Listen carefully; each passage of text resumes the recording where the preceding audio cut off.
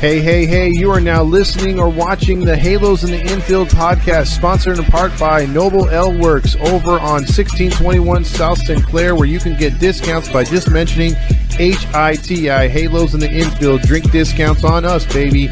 And also by 714 Tickets, 714 Tickets.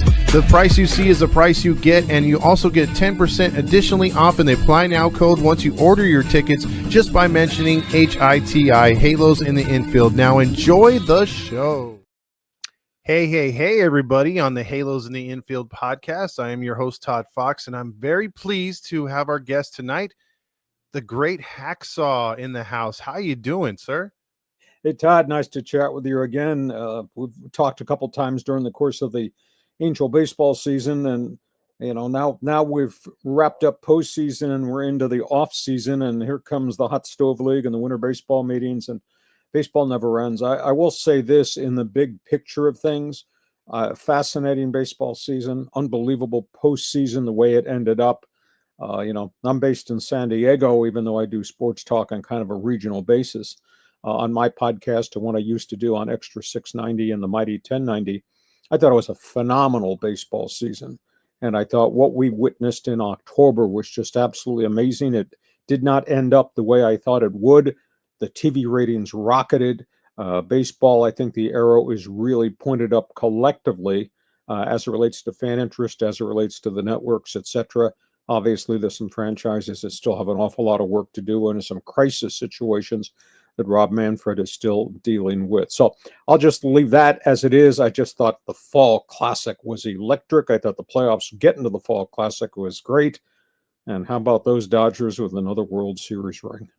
Absolutely. We're going to talk about all that. You just gave us a lot to chew on right now, and we're going to get dissected as we go along here, Hacksaw. And before we do, if I could just get you to let people know where they could find you.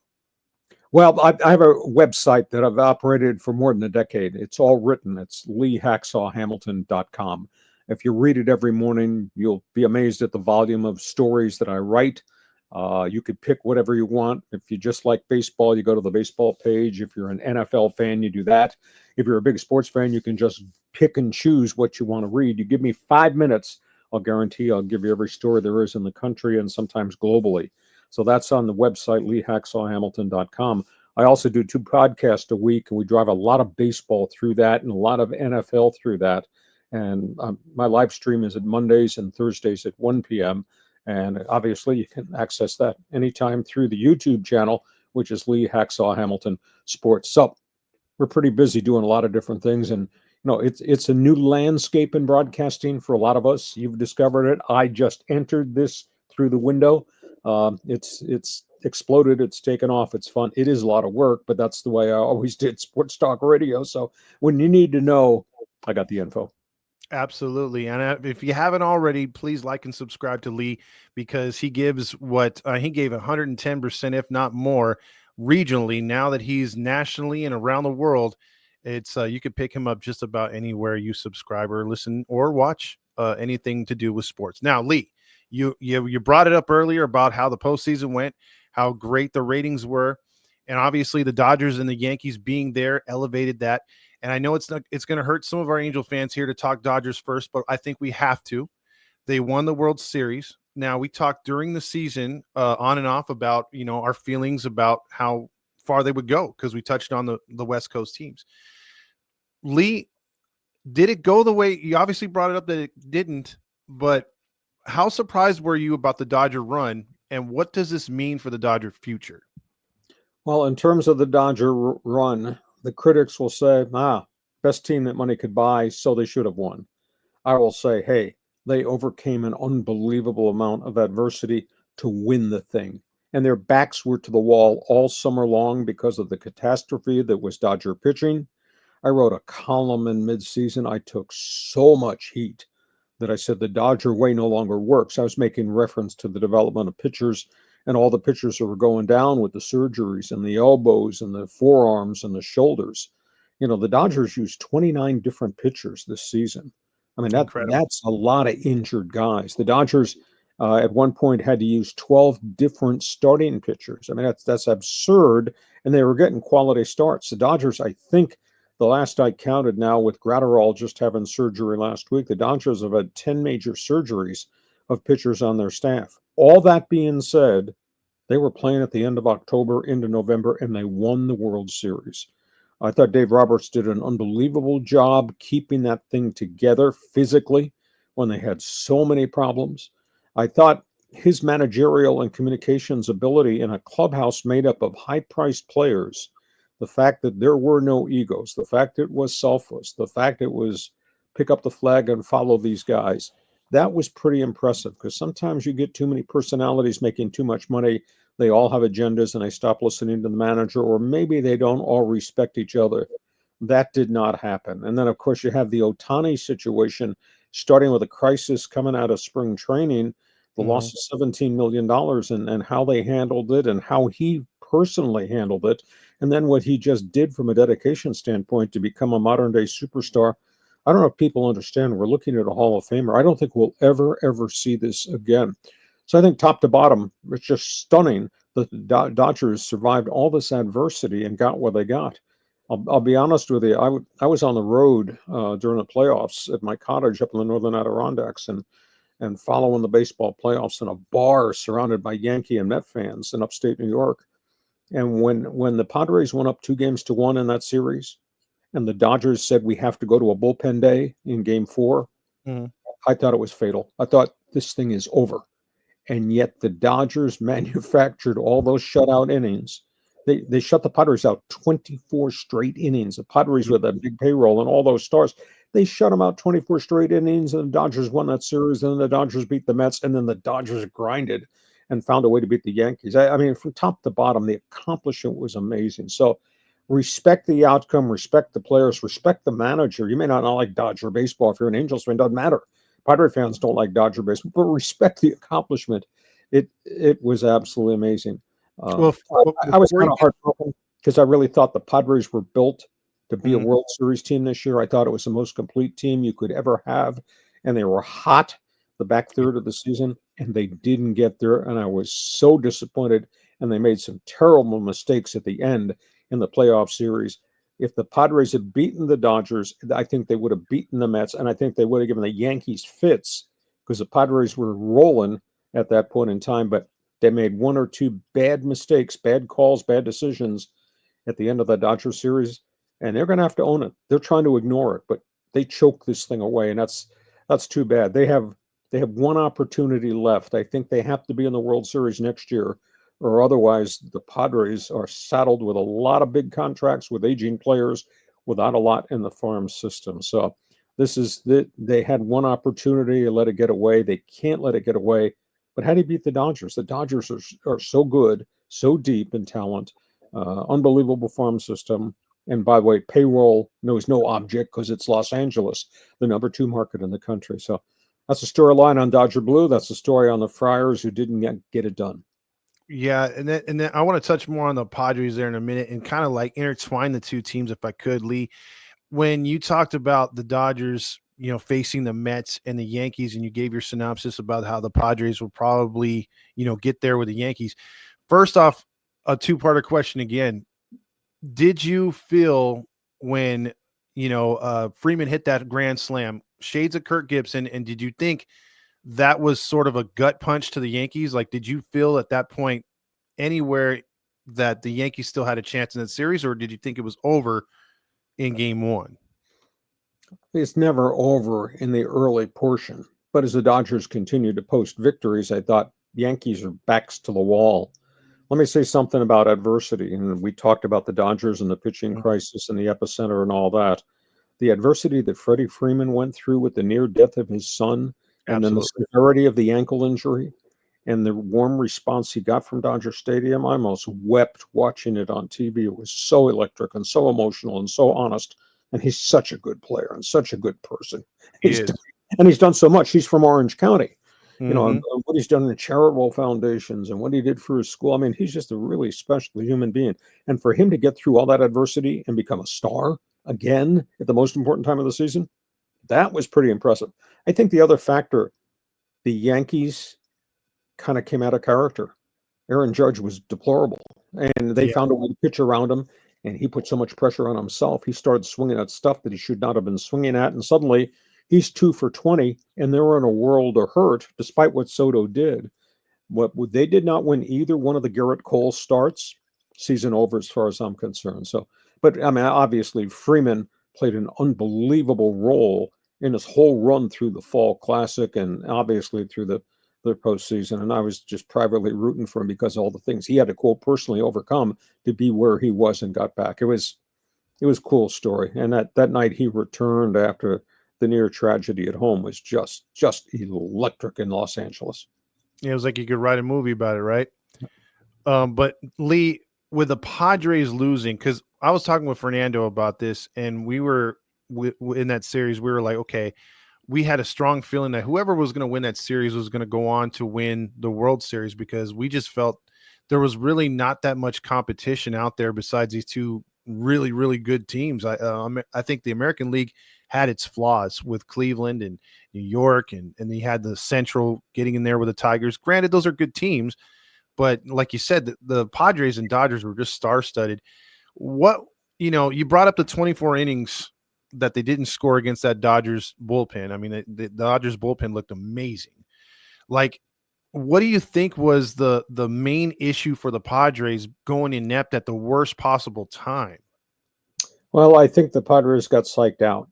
Like I said, I was sitting in a bar in the Northern Adirondacks, upstate New York, drinking beer around Met Yankee fans, and we started a debate. And I think this sounds very simplistic, but I think what happened was the Dodger analytics guys outsmarted the Padres analytics guys. When the Dodgers decided to go bullpen day, I thought to myself, oh, this is never going to work. And then when they brought Michael Kopech in, I think it was in the fourth inning, I said to myself, what are they doing? But what the metrics guys did was they decided if they could get through the first couple of innings in bullpen day, and then they could match my right-hander against the right-handed batters. Next inning, I'll match my left-hander, Vessier, against the left-handed batters. And that's what they did. And that's why they had those guys, those eight guys out of the bullpen, shut the Padres down. I mean, it was absolutely stunning. But in that one bullpen day, they outsmarted the Padre analytics guys because I'm bringing my power right-handers in the fourth, in the sixth, and the eighth innings. And the other innings, I'm going to bring left-handers in to shut down your left-hander. And that's what happened. It was absolutely stunning to me. Now, they tried that, obviously, in the next series. Didn't work very well. And obviously, they had some bullpen issues a little bit in the New York Yankees series. So I think they really outsmarted the Padres. I think the other piece of the equation, I hate to use the word choke. The fans down here have used the word choke a lot. But the Padres started to get frantic, and then they started swinging out of the strike zone. And, their success all season long was put a lot of guys on base, put the ball in play, stay station to station, hit occasional home runs, etc. Well, suddenly they couldn't get base runners, and suddenly guys are swinging at stuff out of the zone, and suddenly the Padres are striking out all over the place, and they were going 1, 2, 3 innings, and nobody in the bullpen, Dodger bullpen, had stressful innings. That kind of killed the Padres' momentum, and they came totally out of character in that fourth, and then obviously in the fatal fifth game. The other piece of this argument, and the Padres they don't want to talk about it. It's like they're in absolute denial. Why in the world the analytics guys, and that starts with Preller, the general manager, down through all the stat guys into Mike Kilt's office, why you would ever elect to start Dylan Cease, a power pitcher, on 3 days rest after he labored through an 82 pitch outing. The prior start got banged all over the place by the Dodgers. Why you would ever do that makes no sense to me, because he's a power guy who needs his full complement of rest. He'd never pitched on 3 days ever. Correct. The alternative would have been start the veteran left-hander Martin Perez. If he gives you 5 quality innings, you got the depth in the bullpen. If he doesn't, then you just make it a bullpen day and survive. But what happens is you'd go to the 5th game against the Dodgers with the series tied. You play the final game, but you'd have Cease on his regular rest, and you'd have Yu Darvish on his regular rest. You'd be in real great shape going if you won to the National League Championship Series. That Dylan Cease thing, I just thought killed their momentum and put them behind the 8 ball. And then you couple that with what the Dodger bullpen did. It was just stunning the way this thing got away from Padre baseball, because the Padres had just played dynamic, consummate team baseball, station to station, put it in play, lots of base runners, occasional knock one off the wall. They did that all season long. I mean, their record from the All-Star break on was just amazing. It was one of the best in all of baseball, and they just totally came out of character and unraveled at the end of the Dodger series. Yeah, those are great points, and it is stunning how it went down. But now I got to ask you, Lee, where do we go from here for both those teams? If I can get what you think they're going to do here in the off season, because obviously they're going to be duking it out. Dodgers are going to try to defend that title, and the Padres are going to try to take it away from them. And they look to be 1A, 1B in that division. What do the Padres need, and what do you think the Dodgers need? Well, the Padres, they've got some holes now in their rotation. There will be no Joe Musgrove. They're losing Tanner Scott, one of their key setup guys who's a potential closer. Obviously, got some other free agents that are jumping ship. Hassan Kim is probably gone. I hear he's going to the Giants, possibly. They're going to lose some other guys. The bigger storyline is payroll. Ownership set a record again for the second straight year. 3.3 million fans. They had 56 sellouts. Their prices are ungodly high. Yeah, they are. What They are. they're doing is they're raking in a lot of money. Now, I don't know if they're raking in a lot of money to put it back in the payroll, because they cut the payroll from 231 down to 169. I don't know if they're raking the money in to put it in the payroll, or they're raking it in to pay off all the money that AJ Preller burned through in his first 8 years as general manager when they never accomplished anything. I'm led to believe that AJ has asked for a pay bump up to nearly 200 million. I don't think this ownership group's going to give it to him. So if that's the case, we've got to stay at 169. Then he's going to have to move dollars around, and some guys are going to leave. I mean, I mentioned Kim. I don't think they're going to bring Profar back because he's now hired Scott Boras. Scott Boras is not bringing him back for $1.5 million. And True. Profar had a great electric season, but he tailed the second half of the season. And Profar, at least a lifetime 246 hitter, I'm not paying that guy $10 million a year on a multi-year contract. So they'll have some dollars that they're going to have to move around. They have 7 guys they need to give pay raises to, led by Arise. And I would never pay Arise $14 million to be a singles hitter. He's a non-position player, doesn't run the bases real well, but they've got to make a decision there. The Cease is due a pay bump. Michael King, who became kind of a Greg Maddux starter, deserves a pay hike. They got the kid, the second Rookie of the Year candidate, in Jackson Merrill. He deserves a pay bump. So, I mean, they're going to have to reallocate some of those monies, and maybe there'll be a bit of an increase in the payroll, but that sucker's not going to 200 million. I will say this, though, Preller finds pitchers. And Preller's going to be like everybody else. You're all going to bid on Sasaki coming out of Japan. I don't know whether or not he gets him based on relationship. Everybody has a chance to pay the same amount of money to get Sasaki. I think it becomes a cultural situation as to where he wants to go. So Padres have got to move money. They've got to find more pitching, and then obviously, can they have the same type of season next year that they had this year? There's a lot of check marks that have to happen for them to be back where they were. In terms of the Dodgers, they're going to get everybody back healthy. Now they'll all come back at different levels. They just re-signed Dustin May. They're gonna reach agreement with Kershaw to bring him back. Whether or not they bring everybody in the bullpen back remains to be seen. But money's no object with the Dodgers, and the fact that they can get Sasaki at a very affordable international amateur contract rather than a record-setting Yamamoto contract, and the Dodgers have a lot to sell Sasaki coming from Chibalate Marines. They sell them on the tradition of Dodgers' relationships with Japanese pitchers. They sell them on Otani. They sell them on the success of Yamamoto. They sell them on their history of developing pitchers and doing very, very well. So I think the Dodgers have a legitimate chance to get him just based on the Dodger way.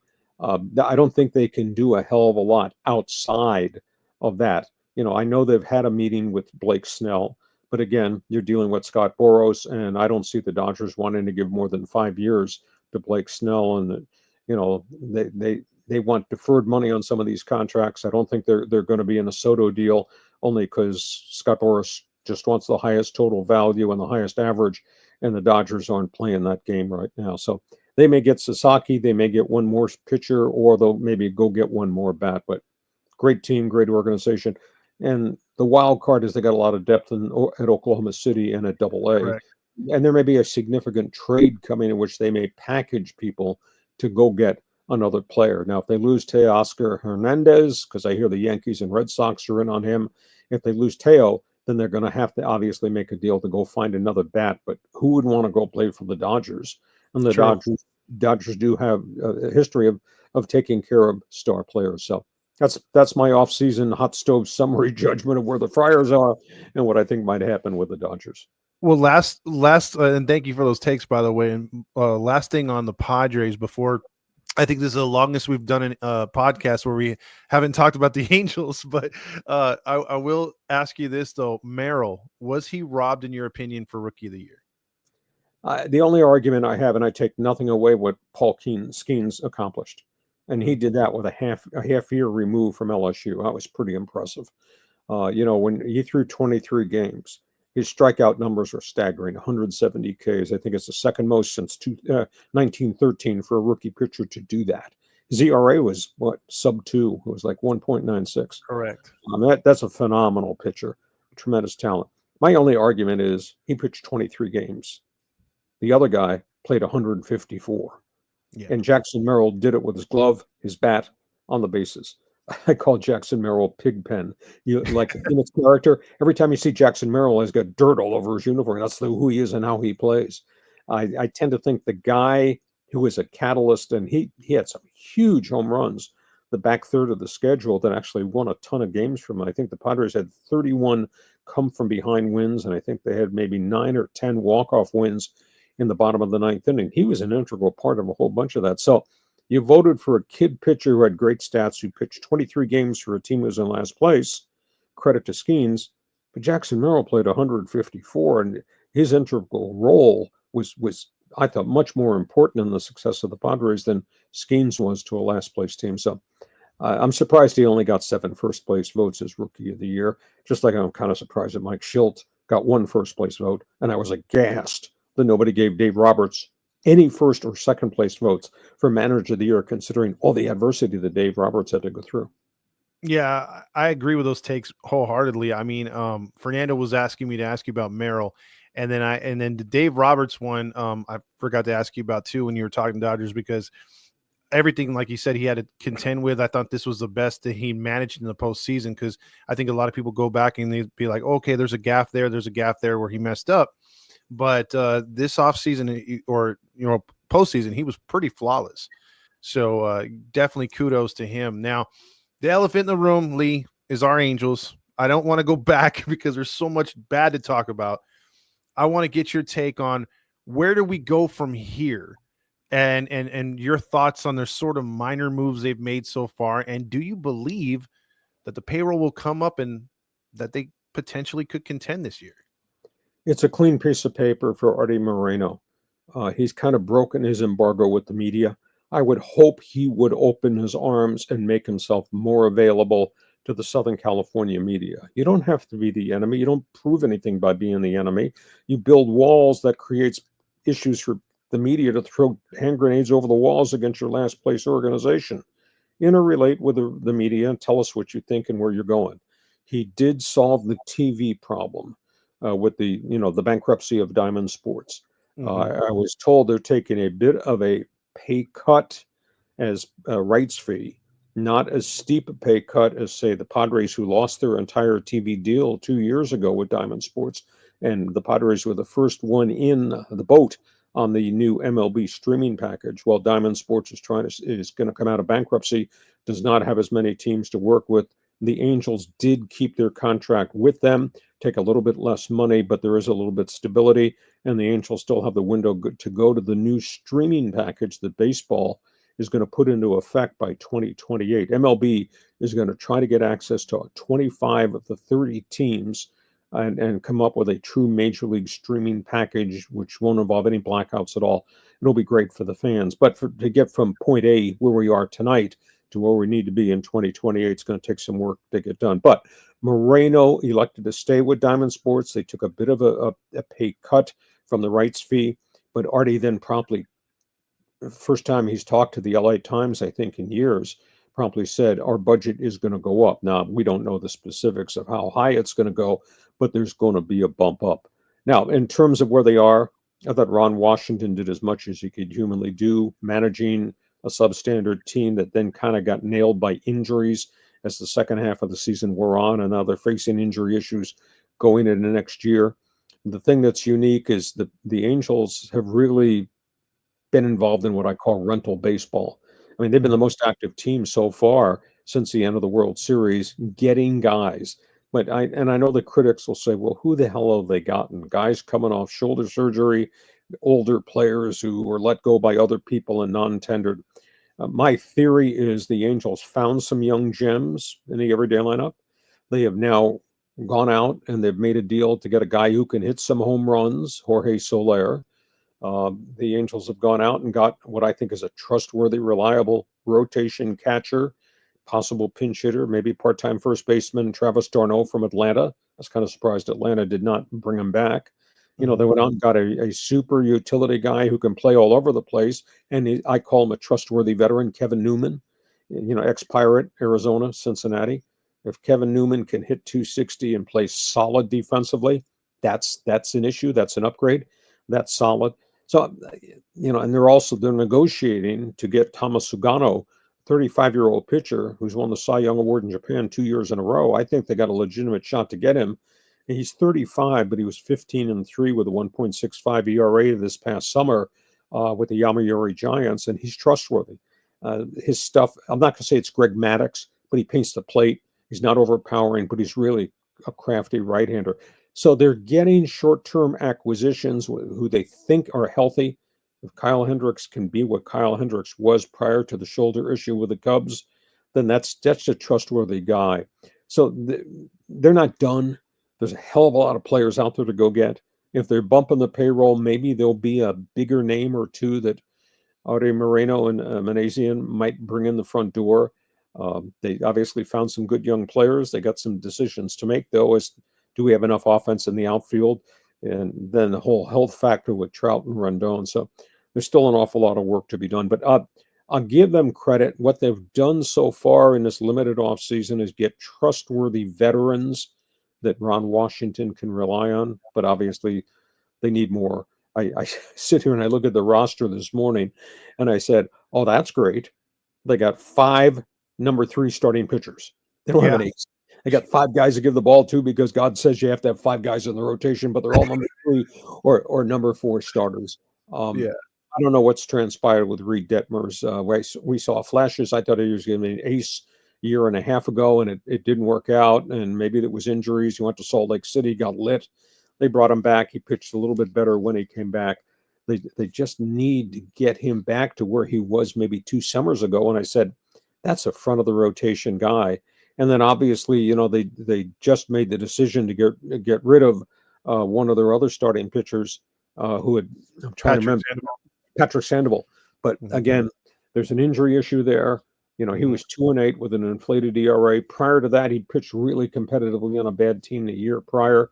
They could always bring him back at a lower price contract. They were not going to risk a 2-year deal to bring Sandoval back. And obviously, Soriano and some of the other guys, they've got guys. They don't have any frontline cornerstone guy. And maybe going to the marketplace and maybe that's the name guy that Arte Moreno signs for. So I view it as a clean piece of paper. Take a step forward. I like what they've done so far. They got to do more though. This roster is not going to win the bloody division.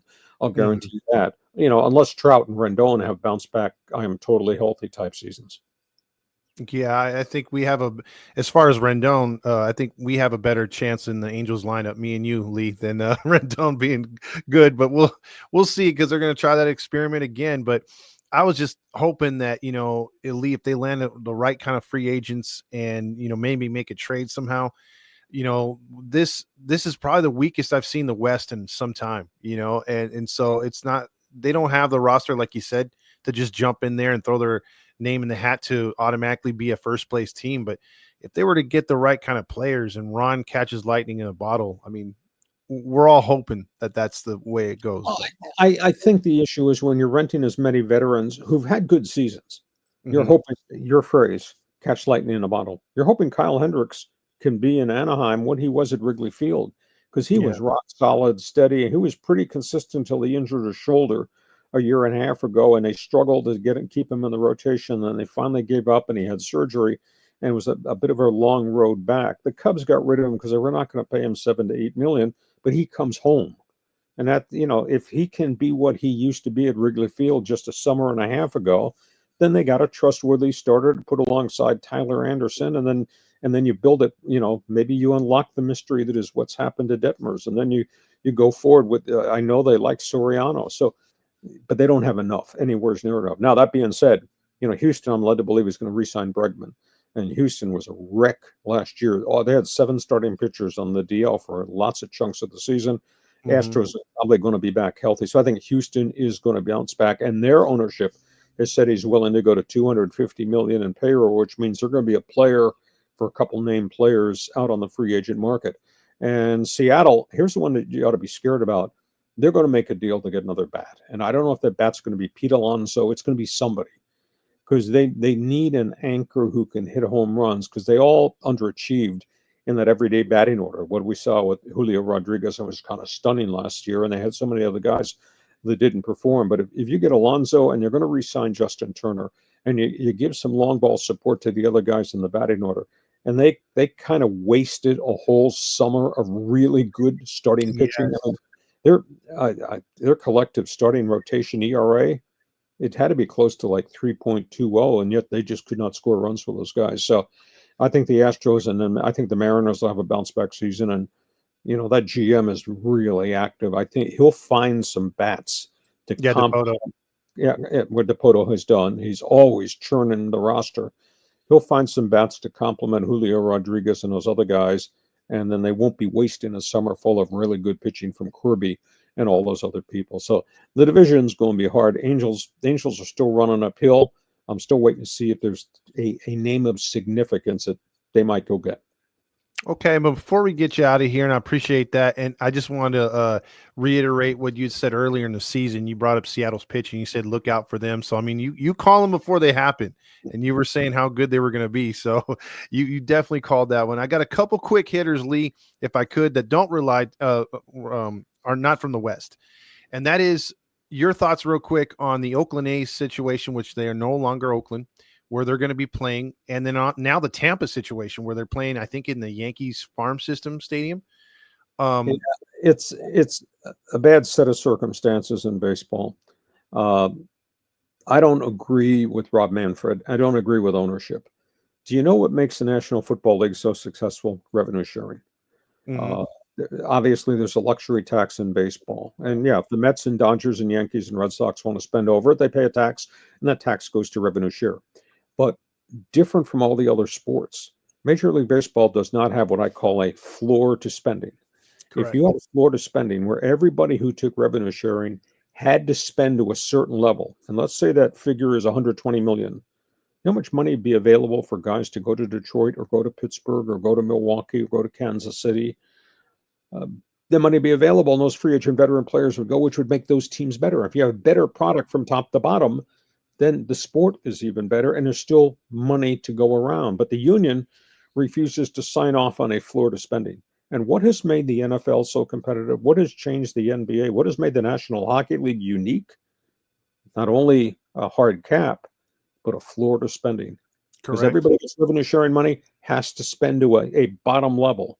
And therefore, you wouldn't have the Oakland A's spending 37 million or Tampa Bay operating with a 57 million payroll. Because if you had to spend 110, that'd be more money, and veteran guys, veteran free agents would go to Tampa, and that would give them insurance and depth. That's item one. Item two, where I think Major League Baseball has made a terrible mistake. I don't understand this. The National Football League has what they call a G3 fund.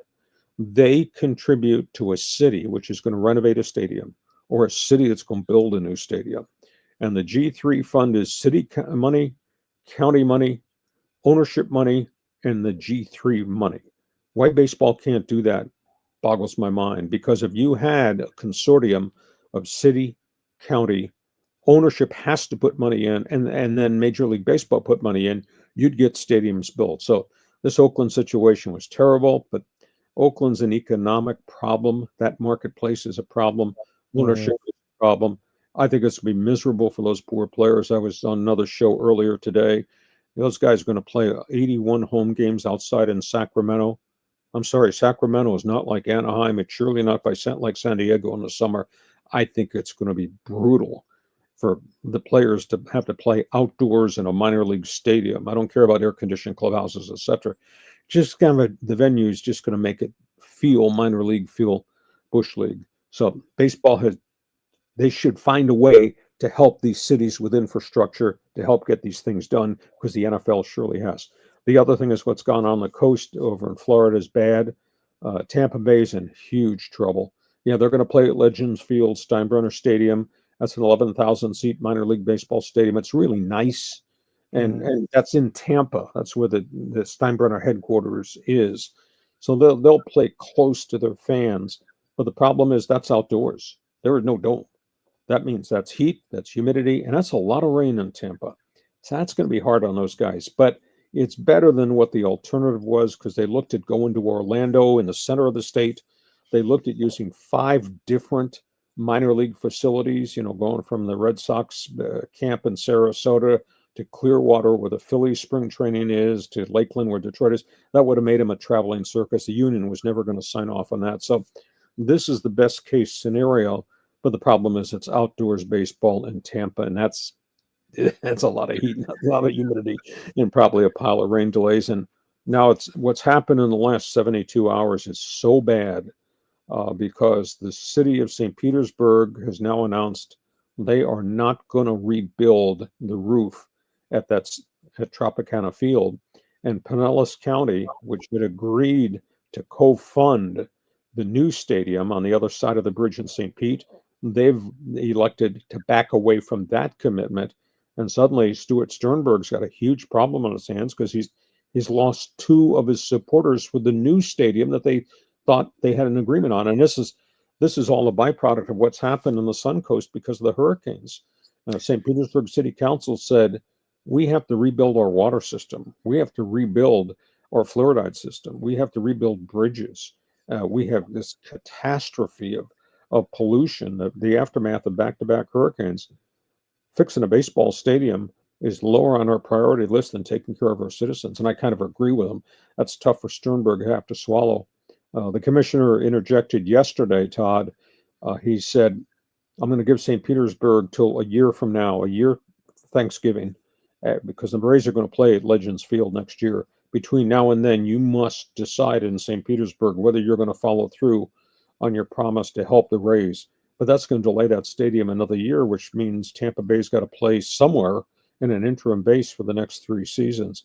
And Manfred then said this morning, he's mandating there will be no discussion, that Sternberg is not allowed to talk to Nashville, not allowed to talk to Montreal about moving the franchise. They want to fix this thing on the Sun Coast. This hurricane situation it's been catastrophic. I think it's an organization that's in big trouble, because the Rays can't do this financially by themselves. And the sad part is the marketplace. I would have never, ever thought that baseball would not be supported in Tampa, nor it would be supported in Miami, because you've got an unbelievable Latino community in Miami that loves baseball, but they're not coming to Marlins games because the product's been so bad and ownership's been so bad. And on the Sun Coast, all those retired people, Tampa, Bradenton, Sarasota from the Northeast, they're all living down there. They don't go see the games. Their TV ratings are through the roof, but they don't see Rays baseball. And yet the Rays have been good as an organization in terms of putting in good young talent on there. So Tampa's got some real baseball problems that they're going to have to address. Commissioner, he's probably going to have to do some more interventions in this situation. And you brought up a lot of good points as we end the show right now. I don't want to take up too much of your time. You gave us a lot right now, and I really appreciate that, Lee. But to play off of what you just said right now, I know Manfred said in the past he wanted to solve the Oakland issue. He wanted to solve the Tampa Bay issue before we got into expansion. And you answered a question I was going to ask you as far as a follow-up, Nashville, Portland, Montreal.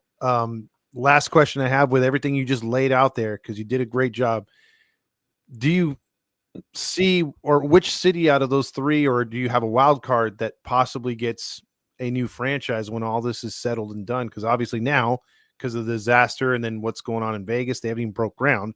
You still got to work on them. But in the future, where do you see new baseball at? Well, I think it's a viable question, and we all like to talk about expansion, because expansion's happened in a whole bunch of other sports as we've gone along. I think John Fisher in Oakland, who I happen to think is a deplorable owner for what he did to the the legacy of athletics, baseball, and all that. They have the financing in place now in Vegas. They will get the stadium built, but they got 3 years of misery playing in Sacramento.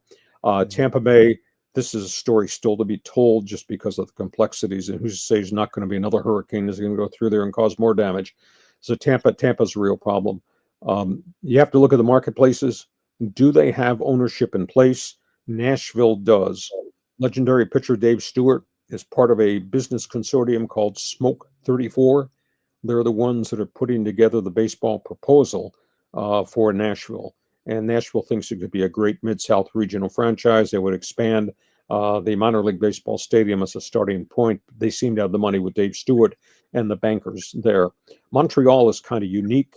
They are in the middle of a massive renovation program at Olympic Stadium in Montreal.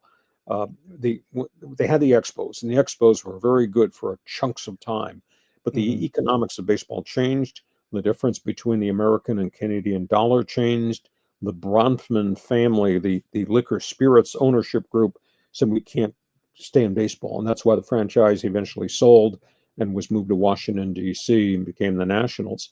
But what's happened is they are now in the process. They're right in the middle, smack as we talk tonight, in the middle of a massive renovation to Olympic Stadium. Can't play baseball in it next year, but a year from now could be open for baseball. Economics are different between the Canadian and American dollar. Montreal is a much more healthy, vibrant city. It'd be kind of come a cool regional franchise for the entire province of Quebec to go against what's happened across the border in the province of Ontario with the Toronto Blue Jays. So I think the time is right for baseball to look there. So that's a long answer to, I think, Nashville, Montreal, before Charlotte, which has a big southern region, or before Portland, which is a much smaller market and doesn't have a baseball stadium per se. So if we're going to get expansion, I would think Nashville and Montreal, or maybe Tampa Bay winds up in Montreal 2 years from now if they can't solve what's going on down the Sun Coast. That's a great answer. He answered the questions I was going to ask you in the future there. So appreciate that, Lee. And Lee, once again, great season. I was watching a lot of your YouTube stuff, a lot of things on LeeHacksawHamilton.com. You want to check that out, guys. I'm telling you, check out his sports takes. He hits it all from the NBA to any sport you follow. You're right. I do hit 444, and I do hit the long ball, yes, occasionally on my podcast as well as my website. And I'll invite your people just to subscribe to everything that I do. So when they're done with Todd and Angel Talk, you can come across the street and hear what I have to say about baseball and the NFL, NBA, hockey, and a whole bunch of other things, because I do sports talk the way it should be done. Absolutely. So, and no filters. That's what we love. So, Hacksaw, once again, thank you so much for your time and for coming on the show. And we look forward to seeing you again soon, sir. Todd, appreciate the time. And maybe we'll catch up wrapped around sometime in the winter baseball meetings, because I love the Hot Stove League and there's always lots more to talk about. Be well. Happy Thanksgiving, Todd. Nice to be part of your show. You too, sir. Have a good night.